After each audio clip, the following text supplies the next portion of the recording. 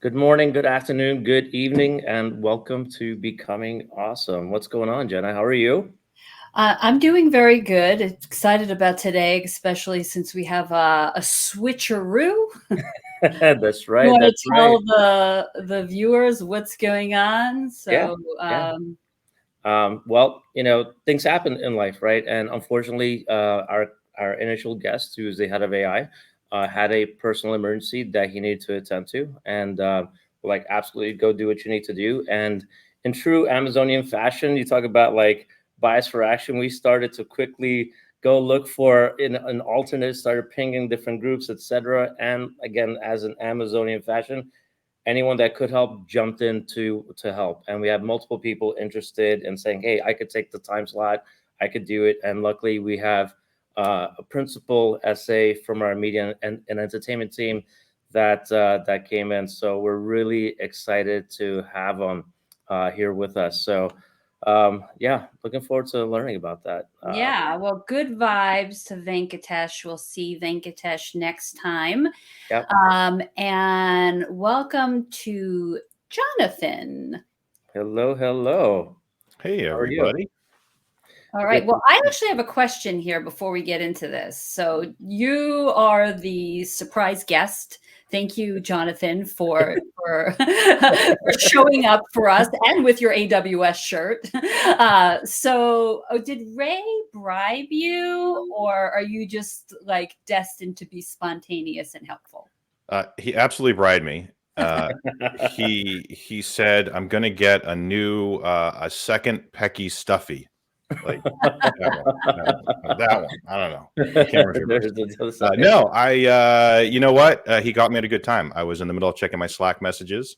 It popped up, and I was like, I don't have anything going on at 2 o'clock today, 2:30. So, sure. What am I going to get myself into?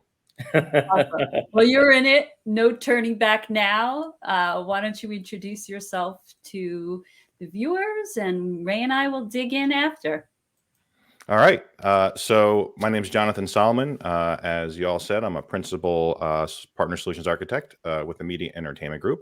I'm debuting my new camera today. So it is an AI camera, and it seems to be moving on its own a little bit. So sorry for the massive headroom I have. I'm just going to focus on talking to you guys and not worry about that. I've been at AWS just over 3.5 years. I joined at a really interesting time, November of 2019. What you may have learned in this show before is there's an onboarding period that occurs that is, in my case, was 90 days. I'll avoid the math for you all. 90 days, my first day back in the office. My first day of after onboarding was the day they closed the offices for COVID. So I haven't really been in an office that much. I do work from home, which I've done for about 10 years now. And it's been really interesting because I had 3 months of exposure of pre-COVID AWS, and then everything since. So a quick background on me: I've been in the media business over 30 years, which is amazing. I mean, just looking at me, I started when I was 4, and then I started. So I went to school for Ithaca College. Shout out to the Ithaca folks for TV radio production. It was really a passion of mine. A beautiful part of the country to go to college. I got recruited before I graduated to work for a company, and my mother said, if you leave college without 3 months before you get a degree, you can never come back to my house. So I finished college and then took the job, which was really interesting. It was remote production. We took TV production equipment into offices and created videos, think like corporate enterprise type videos. Jumped to a what's called an OB truck, outside broadcast truck. So I did 10 years of remote broadcast of every single sport in the U.S. Traveled to 46 states as part of that. Did red carpet shows, did entertainment shows, did a construction auction once on construction equipment, which was pretty cool. So did that for 10 years, got married, settled down, worked for a regional sports network for a little bit as a director of engineering, and then jumped to a It's a really small sports and media entertainment company. You may have heard of WWE, World Wrestling Entertainment. So worked for them for 6 years. Really had a great time with them. Had a lot of autonomy in picking the projects to work on, and really advanced what we did there, and move them to fully file-based workflows. It's 2023, and everyone thinks file-based workflows. Of course, nobody ships around tapes by courier and sends them by UPS. But at the time we did, and it was really incredible to see that happen. And then we also launched the OTT network, which again, 2023, who doesn't have an OTT network? But again, at the time, nobody did. And it was really, really interesting. And honestly, it wasn't until I came to work here at Amazon that I realized how impactful that work was. It was just, still is for me. My work is day to day. I just, oh yeah, I did this and it's done. So I'm doing the next thing. But after WWE, I jumped to what we call the other side of the fence in this world. So I went from a buyer to a seller. I started selling products. I sold file acceleration tools, which again, at the time in 2014, people would be like, yeah, I can't move my 10 megabyte file from Ohio to Nevada. Can you help me? And now, we think of that as, you're moving that around when you download the latest, moving hundreds of megabytes on your cell phone when you're installing an app. So it's been interesting to see how that world has changed. Ended up here in 2019 and worked in the telco sector for when I first came aboard. Again, really interesting space to be in. Then came back home to my media and entertainment roots. So that's the short version, I guess, of where I've been. Yeah. What was the pull for you to switch industries into telco to come to AWS? Honestly, it was an open position. So I applied for a partner solutions architect in the media and entertainment space. Without divulging too much, and you all can sort of dive into it if it's appropriate. I went through the first round of interviews and I went to come for my loop, but due to fitting in a one-day job interview inside my regular job, and at the time we all flew to Seattle to do the interviews and flying coast to coast, it was really a day and a half of my time. I couldn't do it right away. I had to factor in some things. And so I got the loop set up, waiting to go. And a week before they call and say, sorry, we found someone for the role. And there's reasons why that happened. It's how we do our hiring. It was fine. I actually figured out who it was, and he still works here, and I engage with him. But it wasn't hard to figure out who it was. He started 2 weeks before me. But the recruiter said, but I have this other role and it's the same thing. And I was like, well, what do you mean it's the same thing? Well, it's in telco. Okay, telco's not the same. And so I started questioning if it was even something I could do. And he's like, no, they want to hire you. This is really good. So, come out for the loop anyway. So, yeah, I came out for the loop and was brutally honest and stuff I knew and didn't know. And have you done this before? Oh, yes, I use a cell phone. Of course, I know what a mobile carrier is. Wasn't quite the answer they were looking for, but still got hired and learned what I needed to learn in the onboarding. Yeah, it's interesting because that used to happen a lot, where we do move fast. And at the same time, when we had great talent, we don't want to lose them. We try to find, we know they have fungible skill sets, and those skill sets may apply perfectly for another team. And sometimes that's actually a good thing. That's actually part of diversity. Diversity is not all about race or gender. It can also be thought or experience as well. So having someone come from a different background or perspective from a technological aspect can come in and help shape that team and make them even more stronger. So kudos to that recruiter and you for kind of digging in and realizing that and making it happen. So, and then like you said, then you made the switch back over to your roots over here, which is another thing that we can do internally here. So if there are openings that you're fit, you have that two-way door policy where you can go and see if it's the right match for both sides and make it happen. So and you can see that was so easy. For me, changing jobs has always been about disappointing somebody. And it was, no, you want that role? Okay, let's figure out how we can, what date are you starting? When do you need to hand off stuff? Hmm. It was so easy. Now, admittedly, it was the same, the same skip level manager. Hmm. But changing roles it couldn't have been any easier. Gotcha. And then you also got promoted recently.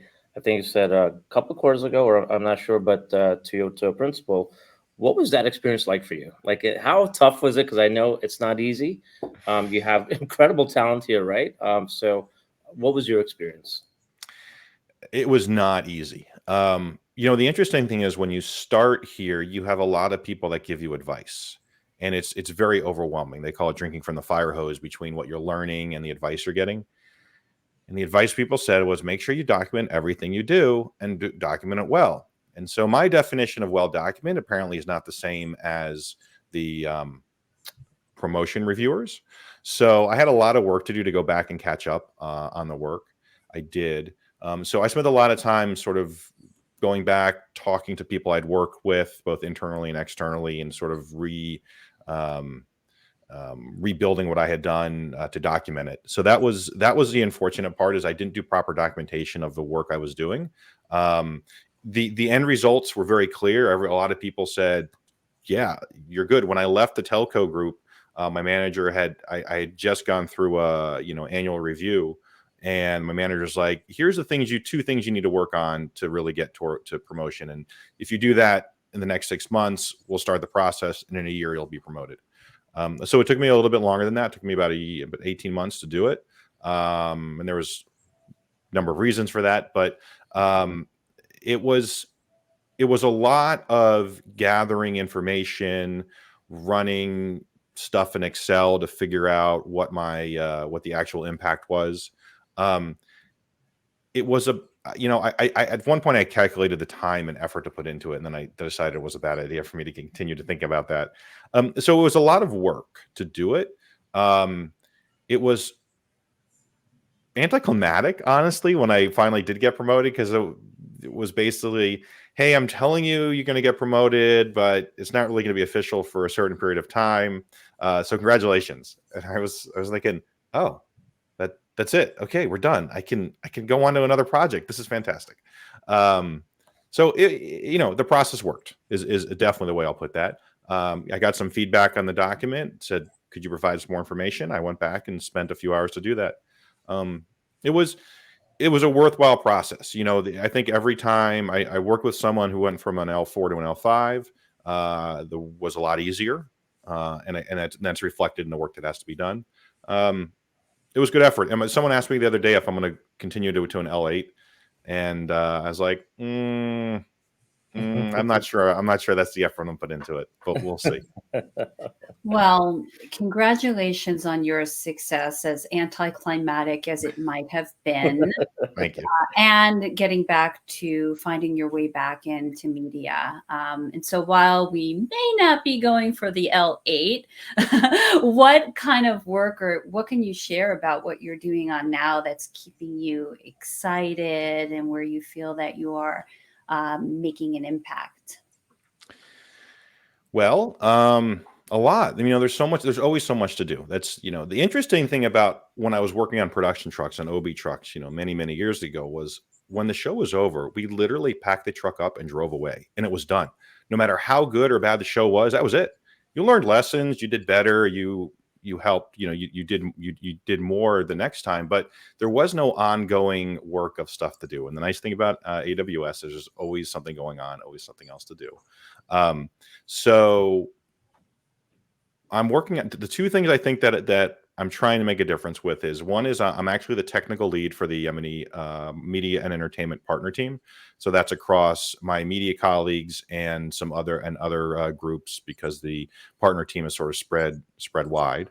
And so I try to keep them always raising the bar on reporting and opportunities, and with their partners. So keeping them up to date on how to achieve go to market with their partners and get solutions built, and multi-partner solutions are really big right now. So we're working on that.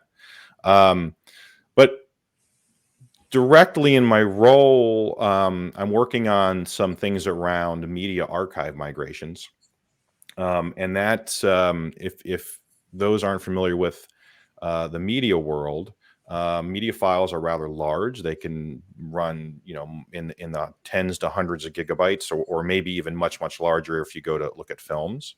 And they are, if you think about, we've been watching Full House in our house for a little bit. So there's, I think there were 9 seasons of 13 episodes. So we'll use round numbers, about 120 finished episodes of those, an hour long.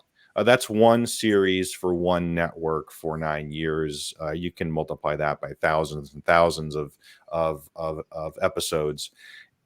So there's looking like a market of somewhere in the neighborhood of 5 to 20 exabytes with an E of data sitting on a spinning disk, LTO tape, which is a tape format for digital files.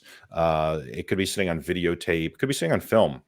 And there's actually a need to move all the stuff on videotape and film right now, because most of the players don't exist anymore. They're not being manufactured. So there's literally a certain amount of time before they run out of the ability to capture those, digitize them. But I'm working on some projects to help customers understand how partners can help them to move. Because if you sit down and you look at a library that's, I don't know, 50 petabytes, where do you even start? It's so overwhelming. I look at my DVD library, which is probably in the neighborhood of 300 to 400 DVDs. Wow. Long before companies that allowed you to rent them by mail, I'd be like, oh, I'm going on a trip, I'll buy this and play it. I don't even know where to start to digitize that, because the truth is I don't have a working DVD player in my house anymore. So, I mean, I have a computer that has a DVD player. So, there, how do I, but for me, it's just 300 DVDs. How do I start with that? If I have 50 petabytes of data, where do you start? And so that's a project I'm working on to sort of make that more palatable, ideas and where to start, and different types of libraries. Are you seeking ideas, or do you have those ideas? Oh, I have lots of ideas. They're not all good. One of the things about AWS is, we have our leadership principles, and the two or three that jump to mind here is write a lot. Like, I know what I'm talking about. I've dealt with large libraries. I have several friends who work in libraries or have worked in libraries. But I also know that also to be customer obsessed, there's a lot of stuff I don't know about these libraries. And so I'm trying to bucketize them into 3 or 4 different categories, types of libraries. I mean, think about that. Think about something like Gone with the Wind is a preservation type library. You need to keep that forever, because that is intellectual property that if it gets lost, there's real value. There's hundreds and hundreds of different versions of Gone with the Wind that are stored in different places, but the original is the original. And then you think about something like your favorite sports team.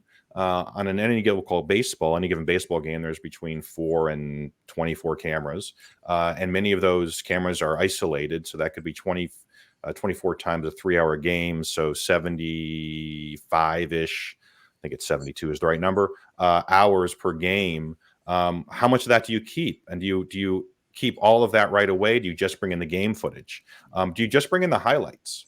And so there's like this, or news is another one. News is a third example where obviously the tearing down of the Berlin Wall is all footage you want to keep. But it also might be footage you want to have not in deep archive, because you may need to pull that back right away if there's another similar event that happens in the future. And so it's different storage types, it's different accessibility, but that all goes to cost. And there's different models of even starting the archive. So, Jen, to answer your question, I'd love to have input on that and know what people are doing, or what their fear of moving their data is. Like, why aren't people just doing it? I've been backing up my photos and music library to a third party for 7 years, and I'm glad I did, because at one point I lost the ability to access it. Can you say that question again in case we have anybody in the audience that is multitasking? Um, and Ray, we have that survey, very open survey we can put into the chat, and we can have your feedback considered as Jonathan proceeds with this endeavor of his. Right. Well, let me So, ask you. yeah, go ahead, Ray. No, no, Let go him- ahead. I was gonna ask. What I was gonna ask is like, so you're trying to solve for something new. The complexities of today's challenges, and then you look at the role that you're in as a principal SA versus a senior SA, right? Does that all tie in? Can you give some clarity for others? What is the difference between a senior and a principal, and the scope and responsibilities that you may have? Ooh, didn't realize there'd be a quiz on the roles and responsibilities. I don't have my information easily accessible. So look, what I'm trying to do is gauge what actual people that do the work, where they feel there's a blocker to move large amounts of data, particularly unstructured data, to the cloud. And why haven't they started, right? And because if you don't start now, you got to start later, and it takes time. So how does it apply to the role of an L7? L7s are very strategic focused. We're not so worried on the day-to-day operations of things, but more so the strategic and big picture. And so if you look at AWS, its S3 storage is great, right? It's 11 nines of durability. It's very reliable.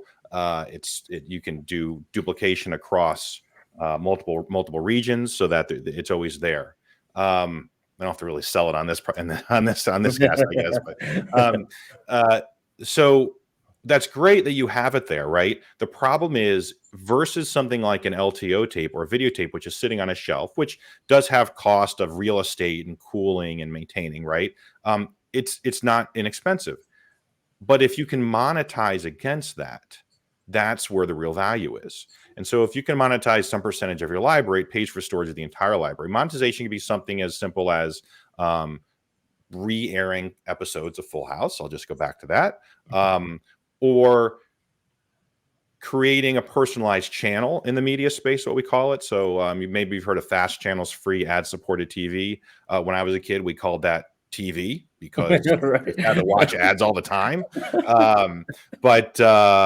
So fast channels are growing fast, and they tie, no pun intended, and they tie very easily back to personalization. So Ray, you mentioned you're a WWE fan. So you might be interested in any show with The Rock in it. And he's had plenty. And so you could just endlessly stream this, right? But if the content libraries don't know what they have that has The Rock, and it's not a great example because I hope they do, but you can identify what that is. I'll flip that around. You're not just a WWE and Rock fan. You're interested in any wrestling type of content. So maybe that one episode of Full House where they go and wrestle would be appealing to you. And then actually maybe you then start watching Full House. So there's this whole personalization that ties back to strategy, right? We can't get there if we can't identify what's in there. And so move your content to S3, use tools to extract additional metadata, whether it's technical or content. So that could be using things like recognition, or to identify what actors are in it, or transcribe to get all the text, and you can search by every time wrestling comes up in any ABC primetime show, Ray's going to watch it. All those things are sort of like the bigger picture. And then as a partner SA, how do I enable my partners to do more work? And moving media data is a niche market. And so those partners need the help to be able to sort of justify the cost. That's awesome. And I think they have an incredible person in you to help support them. So, really excited. And the minute you spoke about WWE, I'm sure you and I can speak for hours. But we only have a few minutes left, so want to get to know you, personally a little bit. Do you have a crazy WWE story? I mean, something safe to share, or anything since you're from your time there, or just anything memorable? Yeah. So, look, there's all the professional work I did there, which is really awesome. You can go look on LinkedIn. It's there. Um, the really interesting one is, so the chief executive, Mr. McMahon, he likes things done right the first time. And so I had some occasions to interact with him and his staff and his office um, to improve the technology to be able to support the production team that I was working with.